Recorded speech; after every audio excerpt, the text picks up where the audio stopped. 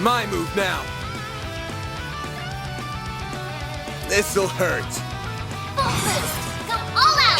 Time for the main event! Even if you're a longtime fan of Falcom's Kiseki or Trails series, there's much to consolidate with each new entry. You could ignore its roots in Dragon Slayer: The Legend of Heroes from 1989, which had a sequel and an entire trilogy before even embarking on the current timeline of titles set in Zemuria, and still be confused. Don't even get me started on how The Legend of Nayuta fits into all this. Even for those with a passing interest in the series, the Erebonian Saga, Crossbell arc, and Trails into Reverie are almost a must. That's why The Legend of Heroes Trails through Daybreak arrives at such a pivotal point. It's not a reset, far from it, and doesn't shy away from the many connections to previous Trails titles. However, it is a clean slate in terms of the setting, characters, and conflicts, setting the groundwork for a new story existing within the greater framework of the franchise. There's also a new engine, finally bringing the series into a more contemporary graphical era, circa 2021, and revamped combat that incorporates real-time action into the usual turn-based commands with some twists and turns.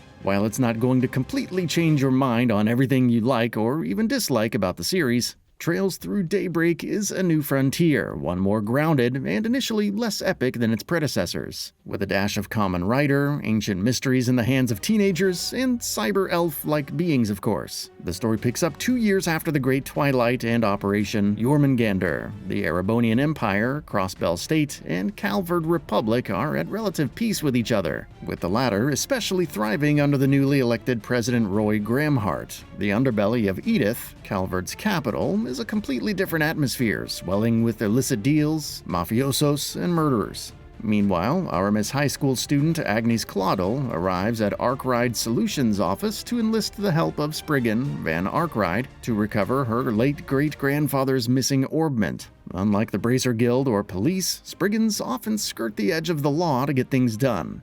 Van is especially noteworthy due to his manifold connections in both the guild and the government no less, but is otherwise easygoing. Things take a turn, however, when he embodies the powerful form of Grendel, and he chooses to bear the nightmare at the behest of his AI, Mare, who mysteriously comes to life. I'm glossing over many other plot points to avoid spoilers, but Trails through Daybreak takes a steady approach with the pacing. Edith and its inhabitants, like Van's landlord and diva of the Montmartre diner Paulette to CID agent Renee Kincaid, who shares a history with Van, are introduced and receive enough time to shine without bogging down the lead cast. The general setting and its current events progress evenly, allowing players to learn more about the world without completely overwhelming them. The mood can feel slice of life before deftly switching to political intrigue and crime drama. Don't get me wrong, those world-threatening circumstances that the series is known for will emerge, but Daybreak does a great job of setting the foundation, making you care about its new characters, and telling its story. The fact that it's doing all of this while slotting in returning characters and advancing the overall plot of the franchise is especially noteworthy.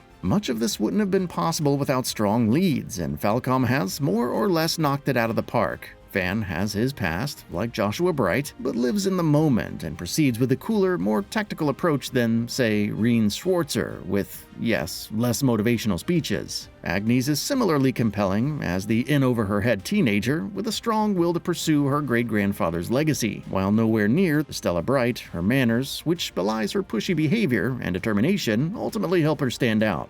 There's an altogether different dynamic between Van and Agnes, part business-minded, part camaraderie, and it certainly feels refreshing compared to what we've seen before. Of course, the strong performances by Damian Haas and Amanda Lee reinforce the characters all the more. The other party members, from the tenacious Jaeger Ferry Al-Fayed to the innocuous but scheming Aaron Way, also add to the atmosphere. Then you have the likes of various factions, whether it's Elaine Auclair of the Bracer Guild or Shizuna Rem Misurugi of Ikaruga, perhaps one of the best new characters. Of course, you also have all of the returning characters, from the villainous Walter, the Direwolf, from Ouroboros to Faye, Zin, and Rixia Mao.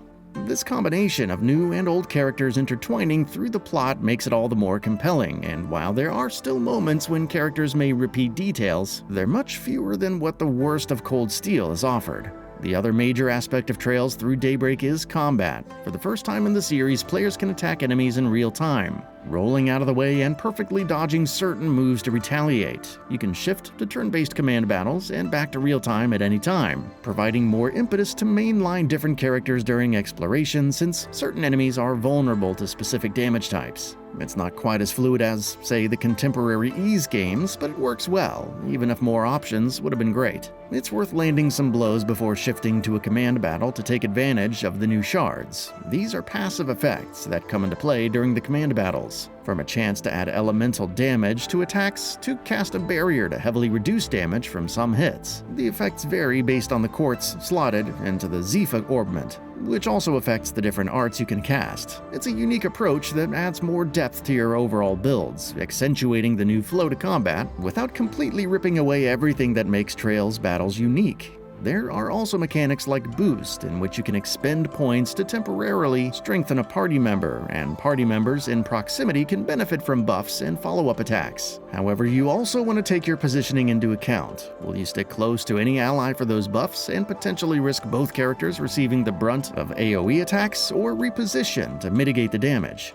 That you can move around in real time during combat, albeit within a limited radius, is also a game changer for more dynamic strategies. Then there's Grendel, who can chain multiple attacks in a sequence for flashy combos, providing an extra destructive layer to the already compelling combat. While the combat has made significant strides over previous titles, the dungeon design still leaves something to be desired. They're serviceable overall, but the flow and design don't feel like a major step up, especially when traversing sewers or underground areas. The field areas are better overall, but I would have appreciated something more complex for the pivotal story-focused levels. On the bright side, at least the requests and overall decision-making are spruced up thanks to the LGC Alignment system, which allows for teaming up with different allies based on your choices. It doesn't make any significant difference to the plot, but provides some nice variance while fitting all the conflicting factions running around. Presentation-wise, The Legend of Heroes Trails through Daybreak isn't going to compete with your Final Fantasy VII Rebirths, not that it has to anyway, given Falcom's budget and resources. The new visuals are still noteworthy, especially during the more subtle movements and cutscenes, and the art style feels faithful to the series as a whole while establishing its own identity.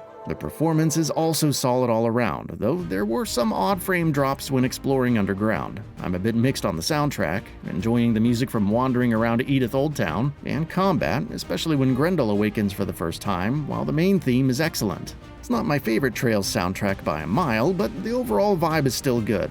Whether The Legend of Heroes Trails through Daybreak should be on your radar depends on many things, but that's nothing new for the series. Perhaps the best compliment is that it's not overwhelming for newcomers, embracing a more personal narrative while not maintaining its connections with past games. However, if you enjoyed the previous titles yet yearned for something fresh but familiar, Daybreak provides this in spades, while expanding upon the overarching world and venturing in compelling new directions.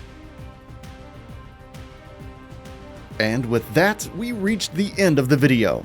Have anything to say? Let us know in the comments below. Also, we upload new videos every single day on GamingBolt, so please consider subscribing as it really helps us out.